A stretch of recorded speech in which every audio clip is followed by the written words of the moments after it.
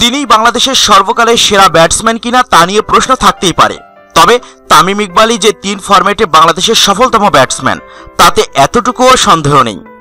কারণ test, one day আর টি-20 3 ফরম্যাটে বাংলাদেশের ব্যাটসম্যানদের মধ্যে সবচেয়ে বেশি রান তার। তাই পরিসংখ্যানকে মানদণ্ড বা নিয়ামক ধরলে অনিবার্যভাবেই বাংলাদেশের 1 নম্বর ব্যাটসম্যান এখন তামিম ইকবালই। তার সাহস, আস্থা, আত্মবিশ্বাস, আত্মনিবেদন এবং পারফরম্যান্সেই তাকে নিয়ে গেছে অন্য উচ্চতায়। ধারাবাহিকভাবে ভালো খেলা এবং রান করার কারণে তামিম ইকবাল হয়ে উঠেছেন টাইগারদের ব্যাটিংয়ের সবচেয়ে বড় নির্ভরতার প্রতীক। টিম বাংলাদেশের ব্যাটিংয়ের প্রধান 3 স্তম্ভের মধ্যে মূল পিলারই তামিম ইকবাল। যে কোনো সিরিজ বা টুর্নামেন্টে বাংলাদেশের ব্যাটিংয়ের সবচেয়ে বড় আস্থার জায়গায় তামিম ইকবালের ব্যাট।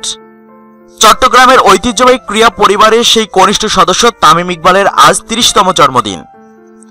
1989 সালের 20 মার্চ নগরবন্দরী চট্টগ্রামের কাজীর দেউরিতে বিখ্যাত খান পরিবারের জন্ম তামিমের। পিতা ইকবাল খান ছিলেন আপাদমস্তক ক্রীড়াবিদ, ক্রীড়া অনুরাগী এবং ক্রীড়া অন্তঃপ্রাণ। ফুটবল এবং ক্রিকেট একই সঙ্গে খেলেছেন দাপটের সঙ্গে। 70 দশকে ঢাকার ফুটবলের সূর্য যখন মধ্য গগনে, তখন ইকবাল খান ছিলেন নামি দামি ফুটবলারদের একজন। ঐতিহ্যবাহী চট্টগ্রাম মহামেডানের অধিনায়ক ইকবাল খান ফুটবলের পাশাপাশি ক্রিকেটও খেলেছেন। চট্টগ্রাম লিগে তার সেঞ্চুরিও আছে। আর চাচা আকরাম খান বাংলাদেশের ক্রিকেটের এক অবিচ্ছেদ্য অংশ। তার হাত ধরেই 1997 সালে মালয়েশিয়ার কুয়ালালামপুরে উড়েছিল ক্রিকেটের জয়ের কেতন। বড় ভাই নাফিজ ইকবালও ছিলেন জাতীয় দলের স্টাইলিশ ওপেনার, টেস্ট সেঞ্চুরিয়ান।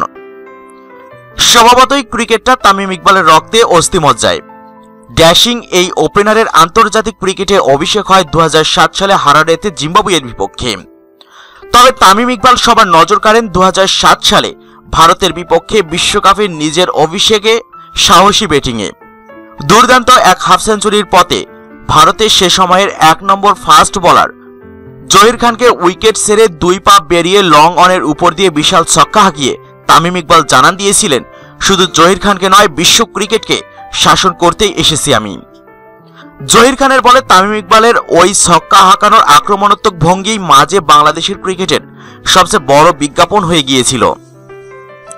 চাচা আকরাম খান ছিলেন মারকুটে ব্যাটসম্যান, আর বড় ভাই নাফিজ ইকবালকে ধরা হতো সিম্বল অফ এলিগেন্স। কিন্তু তামিম ইকবাল বড় হয়েছে নিজের মতোই। তার বয়স যখন 11 থেকে 12 বছর, তখনই কিশোর তামিমকে দেখিয়ে এ প্রতিবেদক সহ কয়েকজন সিনিয়র সাংবাদিককে চাচা আকরাম খান বলেছিলেন, আমার চেয়েও জোরে মারতে পারে আমার এই ভাতিজা। এই বয়সেই ওর ব্যাটের তেজ অনেক ঝাঁঝালো। চাচা আকরাম খান আর বড় ভাই নাফিজের চেয়ে সত্যি বিগ হিট নেওয়ার প্রবণতা এবং ক্ষমতা দুটোই বেশি তামিম ইকবালের। কেরিয়ারের শুরুতে তার ব্যাট ছিল খোলা তরবারি। যে ফরম্যাটের খেলাই হোক, তামিম ইকবাল উইকেটে গিয়ে যাকে তাকে ইচ্ছে মতো 4 ছক্কা হাঁকানোর চেষ্টা করতেন। সেই আক্রমণাত্মক মেজাজ, অসীম সাহস এবং নিজের সামর্থ্যের প্রতি প্রচণ্ড বিশ্বাসের কারণেই তামিম ইকবাল সাফল্যের সিঁড়ি বেয়ে উপরে উঠে গেছেন। আর পিছনে ফিরে তাকাতে হয়নি তাকে। সময়ের প্রবাহতায় ব্যাটিং স্টাইল এবং অ্যাপ্রোচ পাল্টেছেন। আগে শুরু থেকেই তেরে ফুরে 4 ছক্কা হাঁকাতে চাইতেন। দীর্ঘ সময় উইকেটে থেকে লম্বা ইনিংস খেলার চেয়ে চিত্তকর্ষক ব্যাটিং করে দর্শক ভক্তদের মনোরঞ্জনই ছিল লক্ষ্য।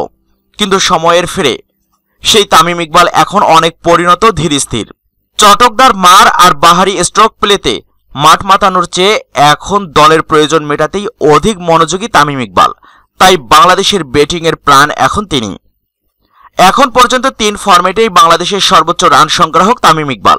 খেলেছেন 58টি টেস্ট, 189টি ওয়ানডে এবং 75টি টি-20। বাংলাদেশের একমাত্র ব্যাটসম্যান হিসেবে 3 ফরম্যাটেই সেঞ্চুরি আছে তার। মোট সেঞ্চুরির সংখ্যা 21টি। মিক্সার ওয়ার্ল্ডের পক্ষ থেকে তামিম ইকবালকে জন্মদিনের শুভেচ্ছা।